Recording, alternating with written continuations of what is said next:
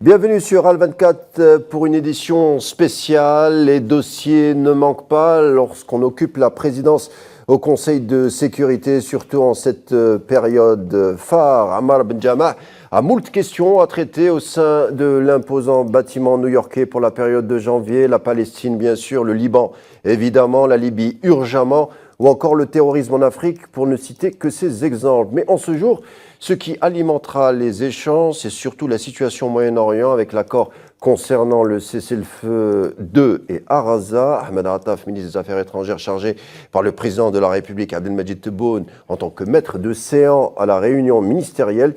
Une réunion qui marquera l'ouverture au Conseil de sécurité de l'ONU du premier débat trimestriel de l'organisation où nombreux diplomates internationaux prononceront des allocutions, y compris le secrétaire général Antonio Guterres et bien entendu Ahmed Attaf, le ministre des Affaires étrangères. Gaza, et le jour d'après sera le point central des échanges, tout comme ici d'ailleurs avec nos invités. À tout de suite pour le début des échanges.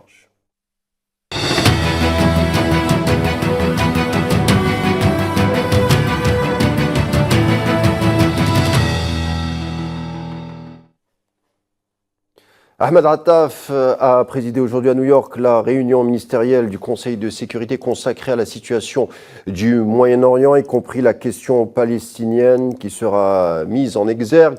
Il s'agit de faire le suivi, surtout de l'accord du cessez-le-feu en question. Et comme on le verra, il y a beaucoup de choses à dire. Et ça tombe bien, nos invités sont là pour ça. Tout d'abord, Chérif Driss, politologue, merci d'être des nôtres. Je vous en prie.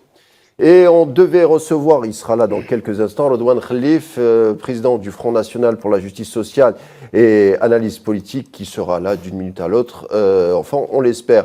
En tout cas, rapidement pour prendre la température justement de cette réunion au sein du Conseil de sécurité de l'ONU, je vous propose d'écouter l'allocution du premier secrétaire général de l'ONU, Antonio Guterres. Le cessez-le-feu doit se traduire par au moins 4 mesures simultanées sur le terrain. Premièrement, les entités des Nations Unies, y compris la colonne vertébrale de notre réponse humanitaire, l'UNRWA, doivent pouvoir s'acquitter de leurs fonctions sans obstacle.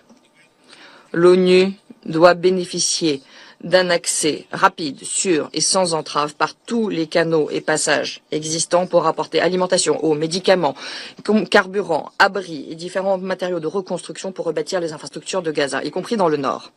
Les autres organisations humanitaires, y compris les ONG locales et internationales et le secteur privé, doivent également bénéficier d'un accès sans entrave et sûr. Visa, permis, autres conditions propices doivent être mis en place rapidement pour permettre une augmentation extrêmement rapide d'une aide qui est si grandement nécessaire. Deuxièmement, accroître l'afflux d'aide humanitaire et de services essentiels, cela nécessite et exige des conditions sûres et un environnement propice. Nous avons besoin des équipements techniques, de protection et de communication nécessaires pour faire notre travail. Nous permettre de faire notre travail, toutes les parties doivent se coordonner avec le système des Nations Unies en temps voulu, efficacement. Cela inclut également de restaurer l'ordre public et la sécurité pour éviter un pillage du matériel humanitaire. Troisièmement, les populations doivent pouvoir accéder à une aide vitale. Cela inclut des évacuations médicales pour ceux qui en ont besoin. Et j'exhorte les États membres à admettre et à faire venir ces patients. Des fournitures commerciales en volume suffisant doivent également pouvoir arriver à Gaza pour répondre aux besoins immenses de la population.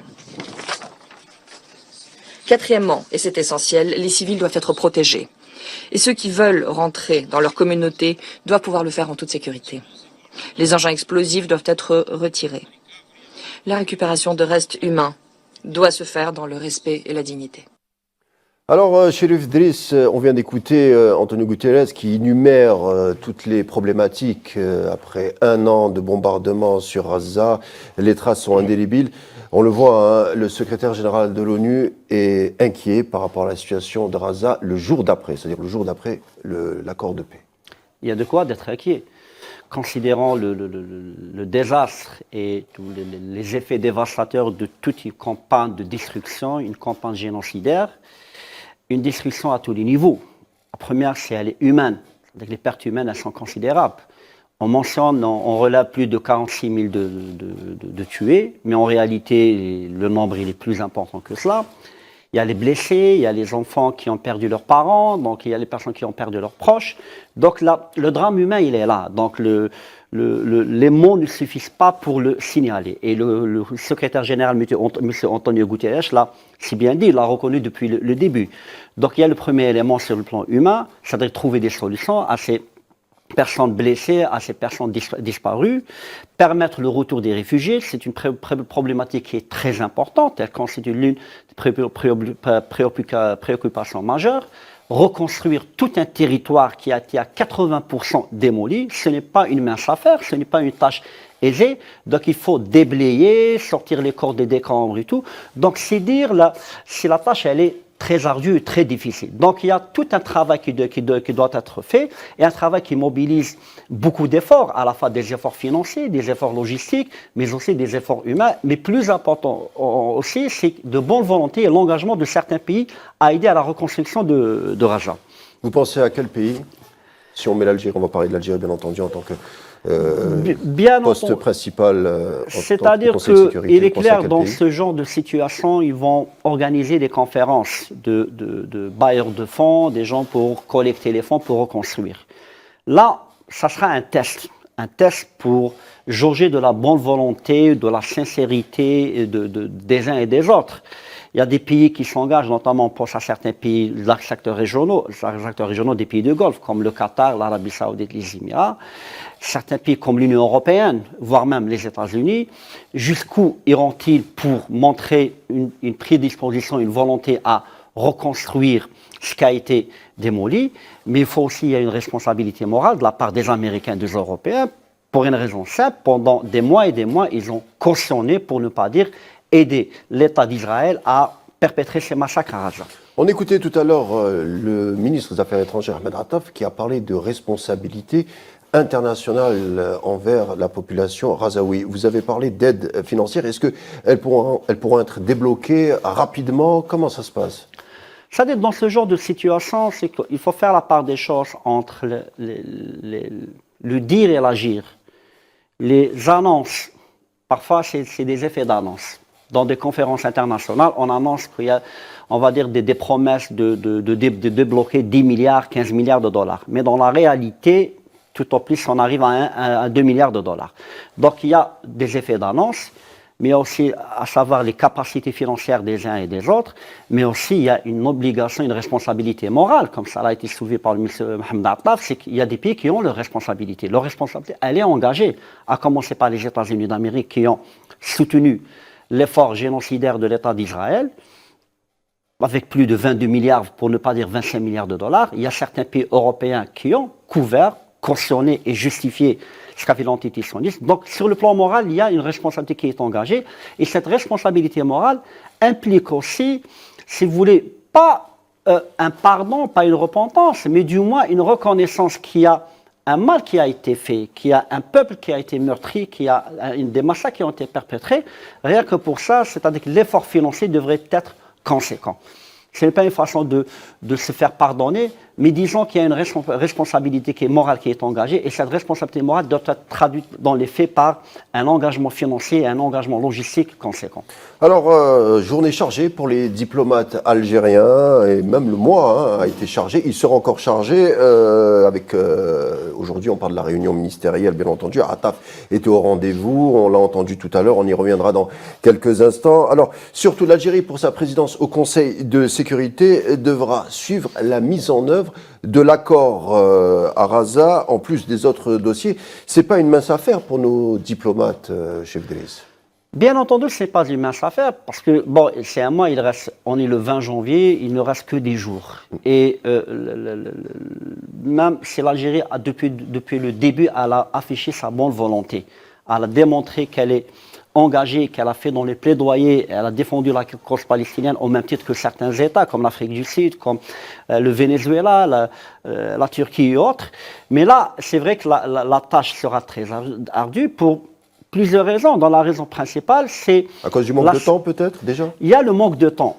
De deux, il y a la complexité de la mise en œuvre de l'accord. Et de trois, c'est la volonté, la sincérité du gouvernement israélien de se plier et de respecter ses engagements. Parce que rien n'est dit, c'est vrai que les Américains se montrent garants, les Qataris, les Égyptiens se sont montrés garants. Il y a eu des pressions qui ont été exercées, notamment de la part du président nouvellement élu, Donald Trump, sur le gouvernement de Benjamin Netanyahu d'accepter l'accord de cessez-le-feu. Mais rien ne nous dit que cet accord ne sera pas, cette trêve ne sera pas rompue. Donc là, sur ce point-là, je crois que l'Algérie, elle va déployer toute sa bonne volonté. Elle va essayer de convaincre les parties, notamment la communauté internationale, de mobiliser la communauté internationale, notamment pour faire pression sur l'entité israélienne pour respecter les engagements. Mais à mon sens, c'est que là, la présidence du Conseil de sécurité, elle est très éphémère, c'est-à-dire un mois, il reste 10 jours. Là, ça va être très difficile de... Quand vous dites éphémère, vous ne parlez pas que de temps, vous parlez aussi forcément des leviers. Est-ce qu'on a des leviers crédibles, des leviers substantiels pour faire pression sur toutes les parties, notamment sur la partie sioniste On sait que quand même c'est limité, disons-nous les choses franchement. Tout à fait, non, c'est très limité. Reconnaissez une chose, c'est-à-dire mettre au crédit de l'Algérie, c'est... Elle a déployé toute sa volonté et sa bonne foi pour traiter de ces questions. C'est-à-dire que personne n'osera dire que l'Algérie n'a rien fait pour la cause palestinienne. Cela dit, sur le terrain, en termes de relations internationales, on est dans une logique de rapport de force. Là, toutes les questions, toute pression, toute levée, c'est au niveau du Conseil de sécurité et les membres permanents. La question qui se pose, jusqu'où iront les membres permanents, à commencer par les États-Unis, qui est le principal allié d'Israël et le principal obstacle en même temps contre toute tentative et effort pour faire plier Israël. Donc si l'administration Trump s'engage comme elle s'est pliée, c'est-à-dire Trump il a menacé, il a déployé toute une diplomatie parallèle pour pour faire pression sur le gouvernement israélien et le convaincre d'accepter. Donc je pense, à mon sens, c'est à la nouvelle administration américaine de faire en sorte de peser de tout son poids pour obliger le gouvernement israélien de rester dans les clous de l'accord qui a été signé. Dans le cadre, oui. On reviendra vers vous, chef de liste, dans quelques instants. Je vous propose justement d'écouter Ahmed Attaf, justement, et son allocution au Conseil de sécurité. C'était tout à l'heure. Nous arrivons à cette réunion dans un esprit d'optimisme prudent. Nous sommes prudents et craignons encore l'évolution, mais restons optimistes. Dans un contexte de cessez-le-feu important pour la population à Gaza qui attend cet accord depuis longtemps. Dans un contexte de mise en œuvre d'un projet israélien à Gaza en particulier et dans la région de manière plus large. Il s'agit d'un accord qui a été difficile en raison d'obstacles artificiels posés sur le chemin. Pendant longtemps, la communauté internationale s'est vue dans l'incapacité d'avancer vers un tel accord. Nous avions l'espoir qu'un tel accord pourrait soulager les souffrances des Palestiniens et qu'il aiderait à sortir de l'impasse politique pour parvenir à la paix au Moyen-Orient, restaurer la stabilité de manière plus générale au Moyen-Orient. Chef Driss, vous l'avez écouté comme moi, le ministre des Affaires étrangères, il parle d'accord, certes, qui a été retenu, mais il faut être prudent, il faut être vigilant. On sent quand même, bon, bien entendu, il y a de l'optimisme, mais il y a quand même un sacré degré de scepticisme, pas seulement de lui, mais de l'ensemble de la communauté internationale, qui s'attendent quand même à des jours peut-être interrogatifs. On ne va pas dire critiques, mais interrogatifs. Là, il est tout à fait naturel. On va dire l'optimisme prudent dans ce genre de situation, il est compréhensible pour deux raisons. La première, il s'agit d'une trêve, d'un accord de cessez-le-feu et non pas d'un accord de paix. Donc la nuance, elle est de taille. C'est-à-dire l'opération militaire, entre guillemets l'opération militaire, le massacre est terminé, mais le conflit n'est pas terminé pour autant. On parlera de la fin d'un conflit quand il y aura une signature d'un accord de paix. Un accord de paix qui serait imposable aux deux parties et qui obligerait les parties avec la pression et l'appui de certains acteurs, certains parrains, les médiateurs, à faire, l'obliger à les respecter. Deuxième élément, c'est qu'on a affaire à un acteur, en l'occurrence l'entité israélienne, qui a qui est rétif et réfractaire à toute question de droit international. Par le passé, il y a les expériences du passé ont montré que les Israéliens ne respectent pas leurs engagements. Prenons l'exemple de la Cisjordanie. Il y a des accords de 93, des accords de paix, il y a les accords de Replantation de 2000, mais est-ce pour la colonisation, s'est-elle arrêtée pour autant? C'est-à-dire que maintenant, il y a une volonté de remise en cause d'effacer tout ce qui a été bâti depuis 1993. Donc, pour le ministre Hamid Attaf, il a raison de dire qu'on est optimiste, mais on reste prudent. Parce que c'est pas un accord de paix. Combien même il y a un accord de paix, c'est que les Israéliens ont démontré par le passé que c'est un acteur qui ne tient pas ses engagements. Et deuxième élément, un autre élément à mon sens qui pourrait renforcer peut-être le sentiment de prudence, c'est que c'est peut-être le manque de volonté de la part de certains acteurs internationaux, en l'occurrence les États-Unis, de exercer des pressions sur l'entité israélienne pour qu'elle s'y plie, pour qu'elle reste dans les clous de ce cessez-le-feu. Donc, optimisme, oui, mais il faut rester prudent. C'est-à-dire que là, il y a la complicité de la situation, même la situation interne en Israël, elle reste fragile. Rien ne nous dit que demain, il va y avoir des élections anticipées, que c'est la droite religieuse qui va revenir au pouvoir en puissance, en force, et qui va tout faire pour remettre en cause ce qui a été signé à Doha. Donc, rien ne nous dit aussi que l'administration Trump, c'est-à-dire va laisser lâcher bride et laisser le gouvernement de Netanyahu continuer de temps en temps à faire des incursions et à lancer des actions militaires et à bombarder à Gaza. Netanyahu a dit au bout de 42 jours, rien ne nous empêche de revenir à la solution des bombardements quand il a vu justement Ben Gvir déposer sa démission, parce que pour Ben Gvir, sa solution c'était justement d'annihiler totalement Gaza. Ils sont dans un plan de conquête eschatologique et messianique. Il faut dire que l'accord de cessez-le-feu qui a été signé, ce n'est pas une victoire pour Israël. Ce n'est pas une défaite totale, ce n'est pas non plus une victoire. Parce qu'on a affaire à un gouvernement de coalition entre la droite, le Likoud, et la droite religieuse, qu'on appelle la droite le sionisme religieux, pour qui la solution ne peut être que par l'éradication de Hamas et peut-être faire sortir les Rajaouis de Raja et pourquoi pas annexer Raja et installer des colonies. Donc un cessez-le-feu, le cessez-le-feu qui a été signé, bien entendu, ne fait pas l'affaire, ne contente pas la droite, ce qu'on appelle la faction la plus extrémiste du gouvernement israélien. Ce qui explique la prudence qui a été affiché, parce qu'il pourrait y avoir des bouleversements internes, il pourrait y avoir de nouvelles élections, de nouvelles alliances, et c'est la droite religieuse qui va revenir, et cette droite religieuse va remettre en cause ce qui a été, ou va renier ce qui a été signé. Mais est-ce que ce n'est pas aussi la défaite de cette droite religieuse, justement? Totalement. La défaite, je pense qu'il faut nuancer le propos, la défaite de la droite religieuse, il faut dire que depuis le 7 octobre, c'est la droite religieuse qui a poussé à l'extrême vers l'escalade. Elle a poussé vers l'escalade. Netanyahou, le gouvernement Netanyahou, le cabinet de guerre pour contenter la population israélienne après ce qui s'est passé le 7 octobre, ce qu'ils considèrent comme une attaque terroriste du 7 octobre, il fallait les contenter.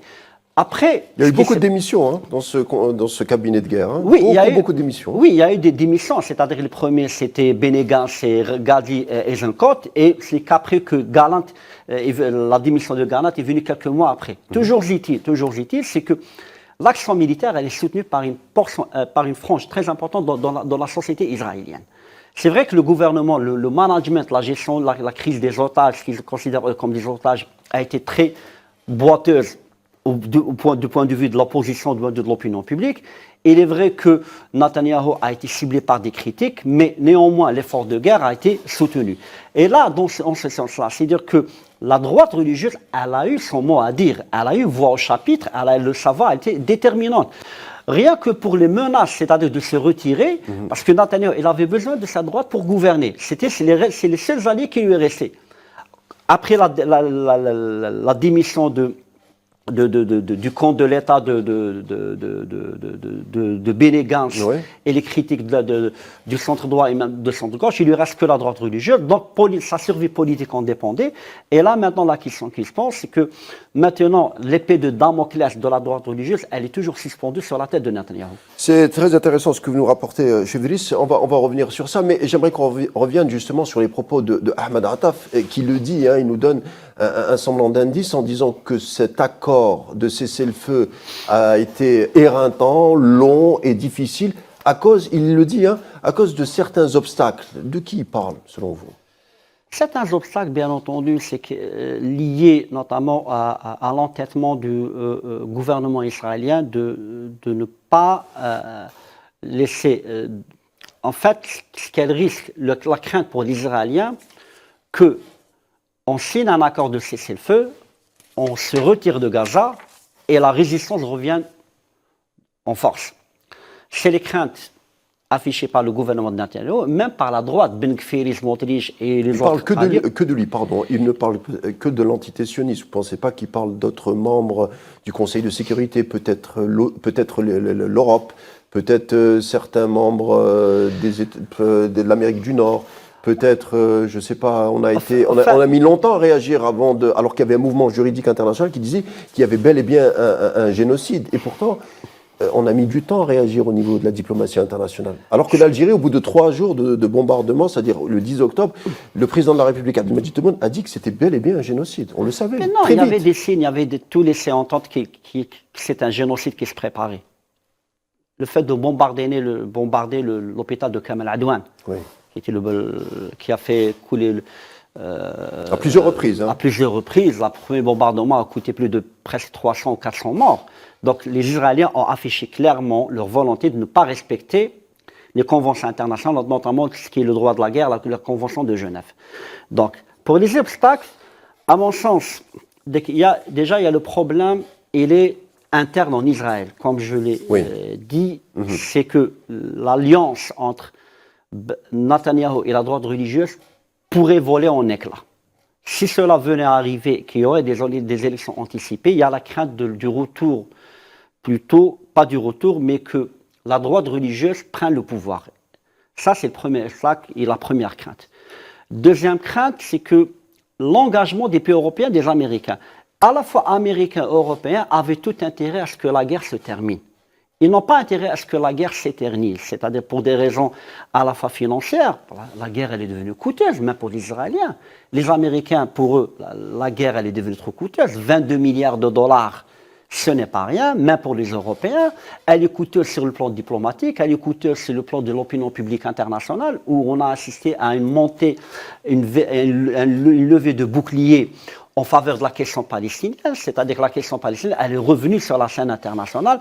Donc là, ce qui est paradoxal, c'est que à la fois Européens et Américains poussent vers la fin de la guerre, poussent vers le retour des réfugiés, mais est-ce qu'ils ont la volonté d'aller jusqu'à exercer, mobiliser tous les leviers nécessaires, à la fois financiers, à la fois diplomatiques, à la fois militaires? Parce que dans ce genre de situation, qu'est-ce qui fait respecter généralement un accord de cessez-le-feu?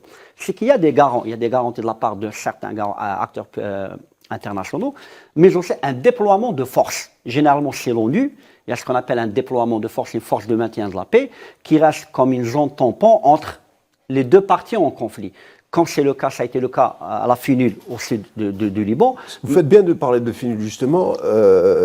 Ammar Benjama a critiqué que ce contingent a été visé par l'entité sioniste quand il a évoqué le dossier libanais il y a 3 jours en disant que c'est la preuve que certains acteurs ne respectaient pas le droit international.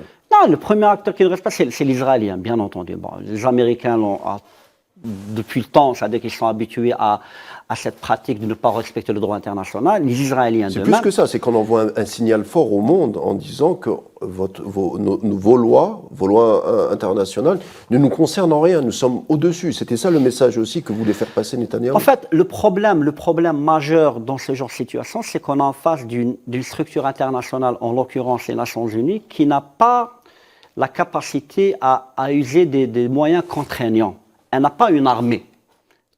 tout au plus, si elle peut déployer des forces, mais ces forces, ce n'est pas une armée, elles n'ont pas mandat de s'interposer, d'user de leur arme pour mettre un terme. C'est-à-dire qu'il y a un déploiement, une force de maintien de la paix. Cette force de maintien de la paix aura comme mission d'observer le degré d'engagement, de respect des accords qui ont été des engagements des uns et des autres. Mais si demain, par exemple, on va déployer une force et que les Israéliens reviennent à bombarder, cette force ne peut pas aller empêcher. Elle n'a pas les moyens d'empêcher, c'est-à-dire de dissuader, d'empêcher toute agression israélienne. La FUNUL, elle a démontré au Liban, elle a été déployée depuis des décennies, mais elle n'a pas empêché les Israéliens d'agresser le Sud-Liban et de bombarder et même de cibler les soldats de la FUNUL. Surtout, oui. Donc là, on est en face, dans une quadrature de cercle, si je puis dire, c'est qu'il y a la volonté des Nations Unies, il y a la volonté de certains acteurs internationaux pour que cette guerre cesse, que ce conflit se termine définitivement. Mais toute la question, ont-elles les moyens ? Quelle est leur marge de manœuvre ? Dans le cas d'espèces, leur marge de manœuvre, elle est très limitée. On a vu qu'en tout cas, exactement, c'était très limité. Alors, les missions de l'Algérie au sein du Conseil de sécurité de l'ONU, on le rappelle, l'Algérie, c'est pas la première fois qu'elle occupe ce poste en tant que le poste de président au sein du Conseil de sécurité. Je crois que c'est la 4e fois de son histoire. Alors, l'Algérie, ça prouve qu'elle connaît bien les lieux, c'est-à-dire qu'elle connaît bien les codes. Et il y a un savoir-faire. Est-ce que ça peut faire une différence dans un contexte actuel, pas seulement que sur la Palestine, sur d'autres dossiers, par exemple la Libye? Ahmed Attaf, il y a une semaine, dans sa tournée africaine, a dit que le dossier libyen était un dossier très compliqué, mais qu'il avait l'espoir qu'il y ait une réconciliation au sein de la société libyenne, notamment au sein de tous les courants politiques. Il est clair maintenant que l'Algérie a acquis un certain capital d'expérience, un savoir-faire en termes de médiation. L'Algérie a été médiateur, si on remonte par le passé, dans le conflit entre l'Iran et l'Irak et la signature de l'accord de 1975, médiateur dans la libération des otages détenus dans l'ambassade. L'anniversaire, c'était hier, justement. Voilà, tout à fait. Médiateur dans le conflit entre l'Éthiopie et l'Érythrée, dans la question malienne et tout. Donc, même la Libye et le Niger. Tout à fait. Donc il y a un capital de savoir-faire, c'est-à-dire que personne ne peut le nier. Donc c'est l'une des raisons qui explique que le plus souvent elle a été sollicitée. Sauf que maintenant, c'est qu'on est dans une situation internationale qui est des plus complexes. C'est-à-dire qu'on est dans des conjonctures qui sont très fluides. Il y a un changement d'alliance et aussi une volonté de la part de certains acteurs, on a parlé de l'entité israélienne, qui ne respecte pas le droit international. En fait, on est dans une logique de rapport de force. L'Algérie, elle essaye, c'est-à-dire que le mérite de l'Algérie, c'est d'essayer de ne pas baisser les bras. Au moment où beaucoup ont baissé les bras, l'Algérie n'a pas baissé les bras. Donc, elle pourrait, si vous voulez, faire en sorte de déployer, d'essayer de convaincre et plutôt de mobiliser des soutiens et convaincre de certains gens d'adhérer à une approche, notamment l'approche algérienne par rapport à la question malienne, son approche par rapport à la question libyenne. C'est-à-dire qu'elle est très difficile, la situation, la tâche, elle est très difficile, mais elle n'est pas impossible. Mais justement, la diplomatie algérienne a une caractéristique, c'est un peu l'école de la diplomatie algérienne, c'est qu'elle a toujours opté pour l'équilibre. Dès les années 60, la diplomatie algérienne a parlé de multipolarité, d'équilibre des forces, de réconciliation, de non-ingérence. Toutes ces expressions reviennent aujourd'hui à l'aune des solutions diplomatiques quand on voit les dossiers qui traversent le monde, alors que l'Algérie en parlait dès les années 60. Non, tout à fait. Ça, ce qui demandait. Il y a une vision, il y a une vue, je veux dire. Non, il y a une vue, il y a une vision, qu'on le veuille ou non. C'est-à-dire que c'est un capital, comme je l'ai dit, c'est un capital d'expérience, une vision qui date depuis plus de 50 ans. C'est-à-dire que si on revient au premier pas de la diplomatie depuis l'indépendance, les années 70, le plaidoyer qu'elle a fait pour un nouvel ordre économique international, son rôle dans le mouvement des 77 des non-alignés, ses efforts dans la médiation de médiateurs dans la résolution de certaines crises, certains conflits. Donc là, c'est des dossiers complexes. Par exemple, tout à l'heure, vous parliez du dossier de la guerre Iran-Irak. C'était un dossier très difficile. Avant, c'était 75. Avant 80, c'était 75 entre l'Iran du Cheikh et l'Irak de Saddam Hussein. Non, mais après, quand je veux dire, quand il y a eu le contentieux, enfin la guerre entre l'Iran de Saddam, l'Iran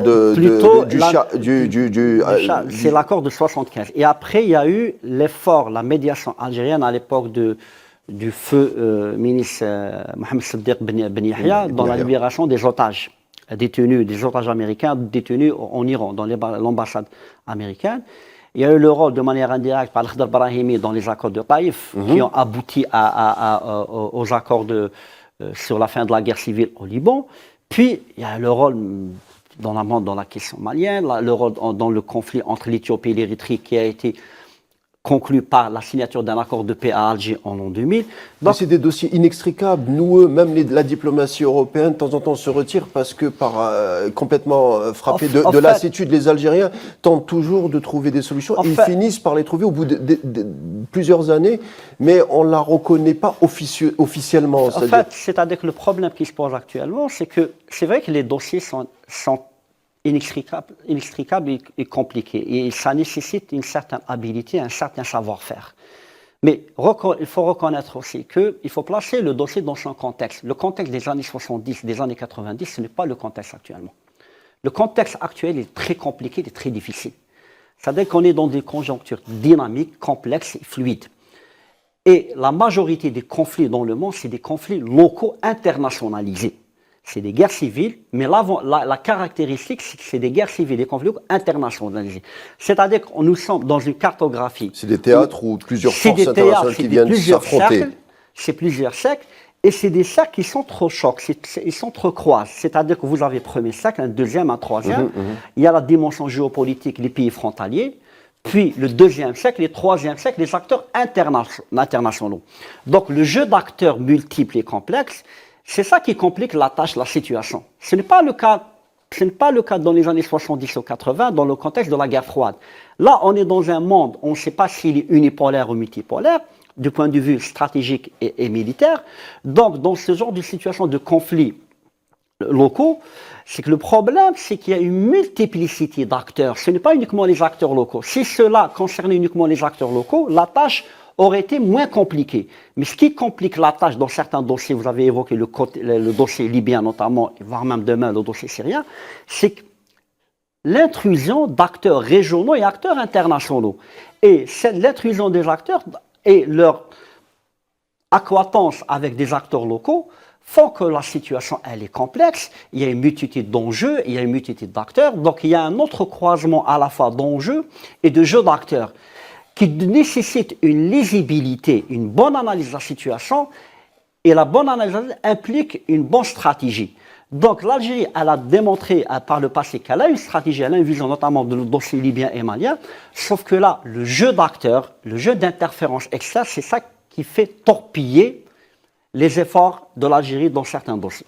Pourtant, je refais encore un petit saut dans l'histoire. En 1979, quand il y a eu la prise d'otage du personnel diplomatique à l'ambassade américaine en Iran, la situation était complètement bloquée au niveau des négociations. C'est l'Algérie qui a dénoué le cas, qui était, comme vous le disiez, inextricable. Vraiment, on était au bord d'une guerre entre les États-Unis et l'Iran. Et on sait que les Américains, le personnel entourant Ronald Reagan, a rendu hommage à la diplomatie algérienne de l'époque pour avoir justement libéré les otages américains sans se mettre à dos les Iraniens, parce que c'est ça, c'est toujours cette caractéristique d'équilibre.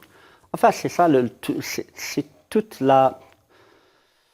Je n'irai pas jusqu'à dire la beauté de la diplomatie, mais c'est... C'est un art, la diplomatie. C'est un art. C'est un art, c'est-à-dire à la fois c'est un art, la subtilité, c'est toute une ingénierie. Et conjuguer les oppositions. Tout à fait. C'est-à-dire que l'ingénierie, la subtilité, et quel est le paramètre qui permet de jauger de l'efficacité d'une diplomatie, d'une action diplomatique, c'est la capacité du médiateur ou de l'acteur à essayer de trouver la bonne dose de l'arbitrage entre différentes contradictions.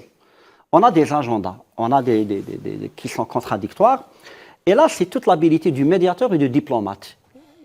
Il y a le savoir à l'époque, Mohamed Siddiq Ben Yahya, il y avait à l'époque le secrétaire général, M. Mohamed Saleh Feu, Mohamed Saleh Dembélé, et tous les diplomates qui étaient derrière le rideau. Donc, il y avait tout un capital qui a été déployé. Mais il faut reconnaître aussi qu'il y a l'habilité, il y a la capacité, il y a le contexte aussi, il y a le personnel diplomatique et le personnel politique aux États-Unis. Le personnel politique, à l'époque, c'était à l'époque ça a commencé depuis le président de Jimmy Carter, feu président Jimmy Carter, et depuis le président Donald Reagan, ce n'est pas le même personnel politique actuellement. On avait affaire à des politiques, on avait affaire à des idéologues. Il y avait une certaine sensibilité par rapport à des questions aussi sensibles comme les pays du Sud, le rôle et le maintien d'équilibre au niveau international. Là, la crainte actuellement, on a une nouvelle catégorie de dirigeants politiques qui sont dépolitisés, désidéologisés. C'est-à-dire qu'il n'y a pas ce savoir-faire politique, il n'y a pas ce capital, il n'y a pas cette connaissance des arcanes de la diplomatie internationale, de sa complexité. Donc il arrive parfois que la lecture, la perception que ce dirigeant a du dossier en lui-même et voire de l'acteur en lui-même, elle n'est pas la même. C'est-à-dire que ce qui explique qu'il y a un problème de perception parfois. Donc, de paradigme, oui. Plus que paradigme de perception. Trump, par exemple, ce n'est pas un idéologue, ce n'est pas un politique. Donc pour lui, à un moment donné, il y a certaines questions qui ne parlent pas dans son schéma mental. C'est-à-dire certaines questions comme, par exemple, les pays du Sud, le BRICS, la solidarité nord-sud et tout, ça ne lui parle pas.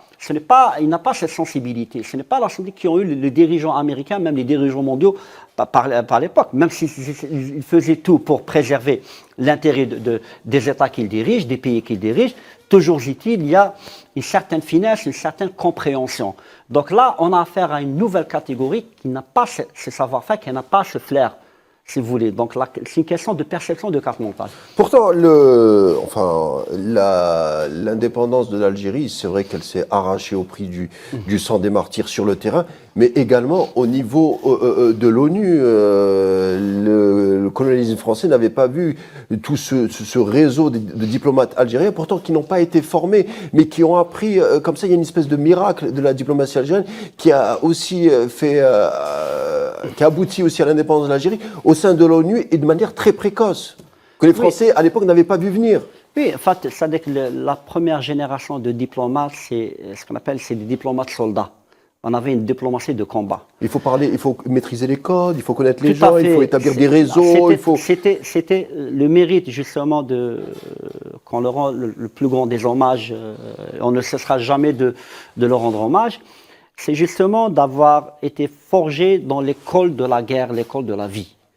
Ils n'ont pas fréquenté les plus grandes écoles c'est pour ça que je parlais de miracle. Il y a une ingénierie comme ça sur le tas. Il y a un génie, plutôt. Il y a un génie. C'est des gens qui avaient le flair. Il y avait cette capacité de lire, cette capacité de voir et tout, et qui a fait qu'ils n'avaient rien à perdre. C'est-à-dire qu'ils avaient un idéal, c'est l'indépendance de l'Algérie, pour lequel ils se sont sacrifiés.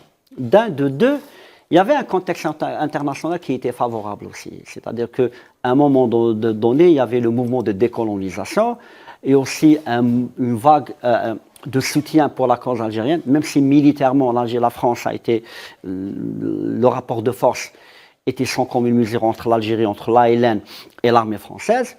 Mais toujours est-il, c'est que l'un des enseignements de l'époque, c'est que un acteur aussi puissant militairement, mais n'a pas la certitude de finir la guerre, de gagner. C'est-à-dire que la défaite de la France, elle était à la fois politique et diplomatique et morale. Donc cette mobilisation, la capacité de diplomates, la nouvelle génération de diplomates algériens, on parle de Mohamed Yazid, on parle de Hossein Ait Ahmed, on parle de Toukrim Belkacem et tout, qui ont porté la voix de l'Algérie à... Zeggar aussi, il faut en parler. Oui, Zeggar, bien entendu. C'est-à-dire qu'il y avait des diplomates de l'ombre. Tout à fait. Il y avait ceux qui étaient en apparence, mais il y avait les diplomates de l'ombre, les gens qu'on ne voit pas, qu'on ne sait pas, qui ne parlent pas, qui n'écrivent pas. Qui étaient les plus efficaces. Parfois, c'est les jeux de coulisses. Ce qu'on appelle la diplomatie, ce n'est pas les salons, mais parfois, c'est ce qui se passe dans l'ombre. Donc, ces acteurs-là ont déployé tout un savoir-faire, tout un génie pour faire porter la voix de l'Algérie sur la scène internationale.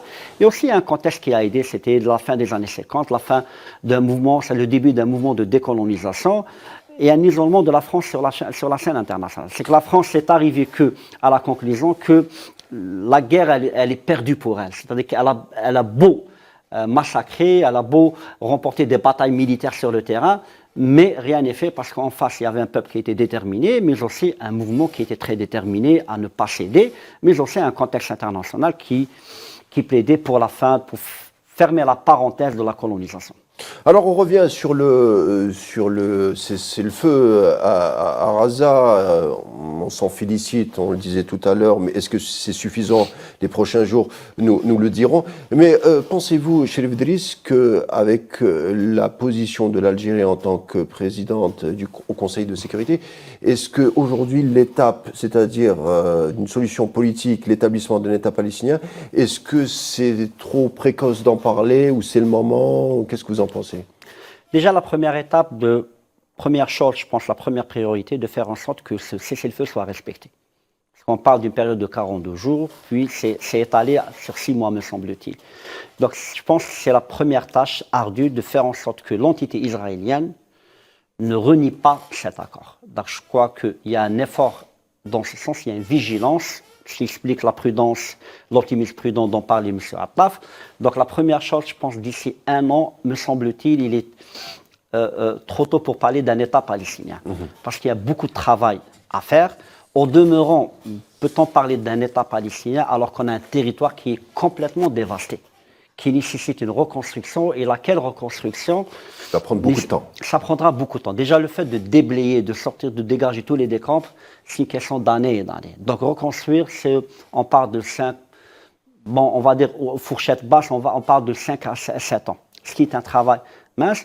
Deuxième élément, c'est de faire en sorte qu'il y ait une unité, une union entre Palestiniens, entre la Cisjordanie et Gaza. C'est-à-dire que là, maintenant, on a un camp désuni sur le plan politique. Donc, je pense que c'est l'un des obstacles aussi. C'est de faire en sorte que les accords qui ont été signés, notamment celui d'Alger entre les différents partenaires, soient respectés et que tout le monde y adhère et parle à l'unisson. Parce que pour l'instant, il y a des divergences entre l'autorité palestinienne et la direction du Hamas. Donc, je pense que c'est l'une des tâches indispensable et sensible qu'il faudrait la mener et à laquelle il faudrait trouver des solutions, c'est de faire en sorte que les Palestiniens parlent d'une même voix. Donc là, c'est un problème fondamental auquel il faut trouver une réponse. Pour une raison simple, parce qu'on ne peut pas parler d'une unité, d'un État palestinien avec un camp qui est désuni. Donc ça, c'est un élément qui est très important. Il faut resserrer les rangs. Donc il faut resserrer les rangs, je pense. Et troisième élément, c'est que est-ce que les acteurs internationaux, notamment on parle de l'administration Trump, l'acteur principal, les États-Unis, avec l'investiture aujourd'hui de Donald Trump comme 47e président des États-Unis, sachant qu'actuellement Trump, le Sherpa, ou plutôt la garde rapprochée, le cercle restreint qui détermine la politique étrangère, notamment la politique du Moyen-Orient, ce n'est pas des colons, c'est des faucons qui sont pro-israéliens, pour ne pas dire pro-sionistes. Et certains parlent même de la liquidation de l'État palestinien. Donc, est-ce que, pardon, juste une dernière question. Je vous en prie, terminez. La question de 2 États, un État d'Israël et l'État de Palestine, sont-elles vraiment dans les oreilles de Trump? Toute la question qui reste posée. On essaiera de consacrer des éditions justement à cette question. Chérif Driss, merci d'avoir été avec nous. Je rappelle que vous êtes politologue et analyste politique. Merci encore une fois et je vous dis à bientôt. Merci, chers téléspectateurs, de nous avoir suivis. Tout de suite, la suite des programmes sur Al 24 News. En vous souhaitant une agréable soirée.